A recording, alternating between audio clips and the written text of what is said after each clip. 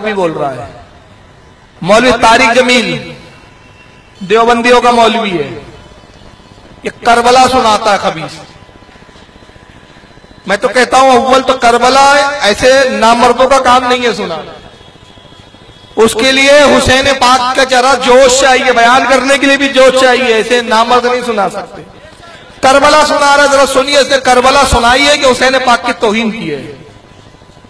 चालू करो आवाज। गुलाम रसूल बन जाओ, गुलाम मोहम्मद बन जाओ, इश्क रसूल में ढल जाओ। नारे लगाने से सिर्फ आशिक रसूल बनना होता तो पागल था हुसैन, तो पागल था हुसैन जो सर नेज़े पे चढ़ा दिया।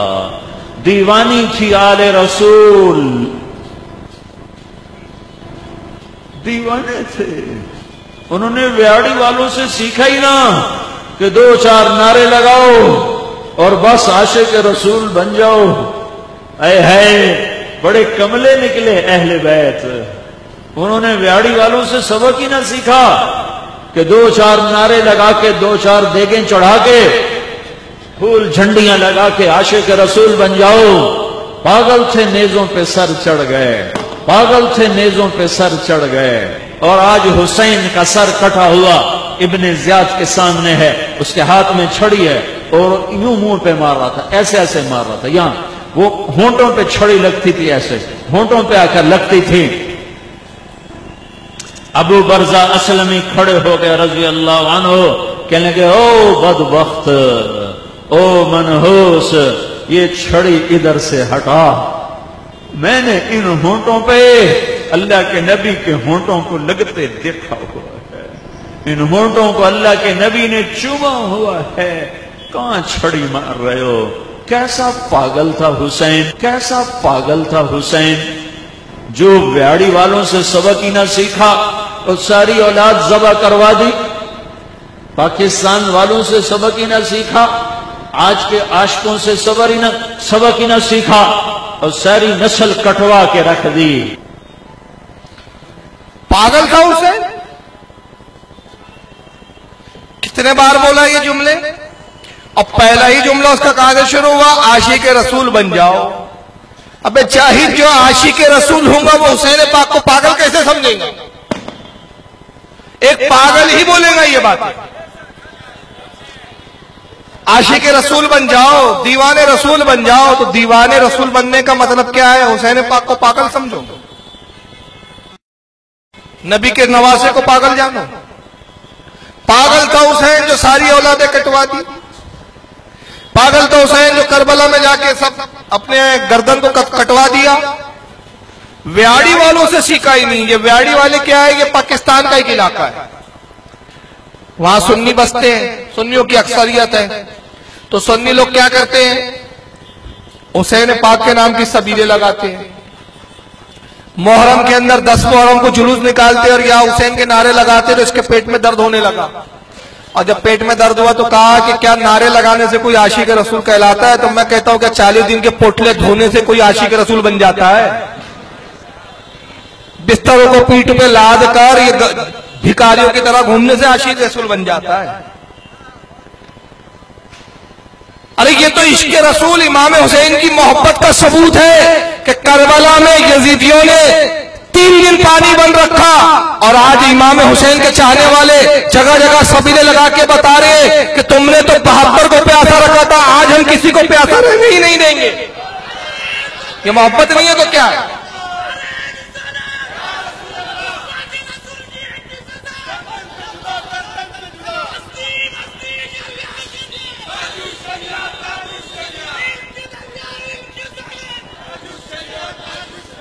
तो हुसैन पागल थे, तो व्याड़ी वालों से सीखा नहीं। अबे खबी तुझे अकल है, क्या बोल रहा है? ये पागल तो खुद दिख रहा है। व्याड़ी वालों से सीखा ही नहीं, आज के आशिकों से सीखा ही नहीं। 2-4 देगे चढ़ाने से आशिक रसूल बन जाना होता तो पागल था हुसैन। अबे हुसैन पाक 60 हिजरी के, ये चल रही है 1400 हिजरी, तो हुसैन पाक इनसे सीखेंगे कि ये हुसैन पाक से सीखेंगे?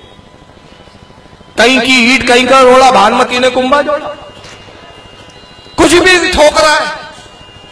और फिर एक वाकया बताया उसने, इब्ने ज़ियाद के पास सर पेश किया गया, वो यूं जड़ी मारता था, यूं जड़ी मारता था। ये क्या नौटंकी है। अबू बरज़ा अस्लमी खड़े हुए, उसको पता नहीं अबू बरज़ा अस्लमी का ये वाकया इब्ने ज़ियाद के दरबार का नहीं है, ये यजीद के दरबार का। लेकिन चूंकि अपने अब्बा यजीद को बचाना है तो इसलिए क्या कर रहा है, वो इब्ने ज़ियाद के दरबार का वाकया फिट कर दिया। यूं छड़ी मार रहे थे, मार रहा था वो, अरे वो यजीद था, इब्ने ज़ियाद का वाकया नहीं है, वो अबू बरज़ा अस्लमी जहां पर है। और जब वो मार रहे थे अबू बरज़ा अस्लमी ने यूं नहीं कहा था जैसे तू अंदाज में बोल रहा है, ज़नान अंदाज में, का छड़ी मार रहे हो, क्या कर रहे हो, छड़ी हटा दो।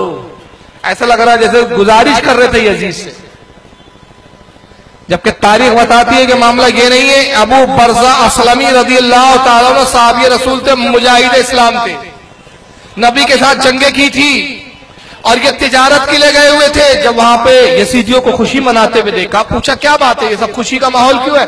तो कहा कि साहब यजीद ने आज एक बहुत बड़े बागी को खत्म कर दिया। कहा कौन बागी? कहा कि हुसैन इब्ने अली का, अस्तगफिरुल्लाह ला हौला वला, नवासे रसूल को बागी कहते? ऐ यजीदियो, ऐ कमबख्तो, तुमने तो अपनी आखिरत को तबाह कर दिया। कहाँ है हुसैन पाक का सर? लोगों ने कहा वो काफिला आ रहा है। आप रोते हुए काफिले के साथ हो गए, यहाँ तक के कि यजीद के दरबार में पहुंचे और जब यजीद के सामने सरे हुसैन पेश किया गया, आप जारो कतार रोते हुए खड़े हुए देख रहे थे। तो यजीद बदबक के हाथ में छड़ी थी और वो छड़ी लबे हुसैन पे मारता, कभी आपके दंदाने मुबारक पे मारता, कभी सर पे बालों में उलझा के छड़ी से खेलता। अबू बरज़ा ने जब ये देखा बर्दाश्त न कर सके और उसके सामने आके आपने ललकार के कहा, ये नहीं कहा था क्या कर रहे हो, क्यों मार रहे हो, हटा दो, ये अंदाज नहीं था। अंदाज ये था कि ललकार के कहा है, बदबख्त यजीद हटा छड़ी, कसम वहदहू ला शरीक की, इन लबों को मैंने रसूलुल्लाह को चूमते हुए देखा है। ये अंदाज था। मुजाहिदों के अंदाज ऐसे नहीं होते जैसे ये अपना ज़नाना अंदाज बता रहा है। तो यजीद के सिपाहियों ने पकड़ लिया। यजीद ने कहा तलवार निकालो, सर कलम करो। कौन ये बदबख्त है जो मेरे दरबार में, मेरी मौजूदगी में, मेरे महल में, मेरे दरबार में मुझे ललकार रहा? कत्ल कर दो इसको। पासी में एक वजीर खड़ा था, कहा अमीर क्या करते हो? ये अबू बरज़ा अस्लमी है, रसूलुल्लाह का बड़ा जलील कद्र साहबी है, अगर तुमने इसे कत्ल कर दिया बगावत हो जाएंगी। तुमने तो हुसैन पाक को ये कह के कत्ल करवा दिया कि बागी है हुसैन, खिलाफत का दावेदार है, मगर अबू बरज़ा के बारे में दाव नहीं चलने वाला तुम्हारा। वजह यह कि साहबी रसूल है, ज़ईफुल उम्र है, न इसको खिलाफत का लालच है, न ये बागी है। तो फिर अगर लोग देखेंगे कि तुमने एक साहबी को बेकसूर मारा है, बगावत हो जाएगी, तख्ता पलट हो जाएगा। तो यजीद ने कहा सही कहा तूने, बड़ा अच्छा मशवरा दिया, मगर अपना भरम भी रखना था। तो यजीद कहता है बूढ़े ज़ईद, मुझे मालूम हुआ कि तू रसूलुल्लाह का साहबी है, बखुदा अगर तू हुजूर का साहबी ना होता बड़ी सख्त सजा देता। तो हज़रत अबू बरज़ा अस्लमी रज़ियल्लाहु ताला अन्हु ने ये नहीं कहा उस वक्त बहुत बहुत शुक्रिया यजीद साहब, आपने मेरी जान बख्श दी, मैं शुक्रगुजार हूं। नहीं, आपने फिर ललकार के कहा मरदूद तू क्या जान बख्शेगा, मौत और हयात का फैसला अल्लाह के दस्ते कुदरत में है। वो जिसको जब तक चाहता है जिंदगी देता है, जब चाहता है मौत से हमकिनार कर देता है। ऐ बदबख्त, तेरी अक्ल पर तिफ है, तुझ पर लानत हो करोड़ों और हजारों कि तू ये तो देखता है कि मैं रसूलुल्लाह का साहबी हूं, मगर ये नहीं देखता कि हुसैन पाक रसूलुल्लाह का खून और गोश्त है। तो उसने कहा निकालो, धक्के दे के।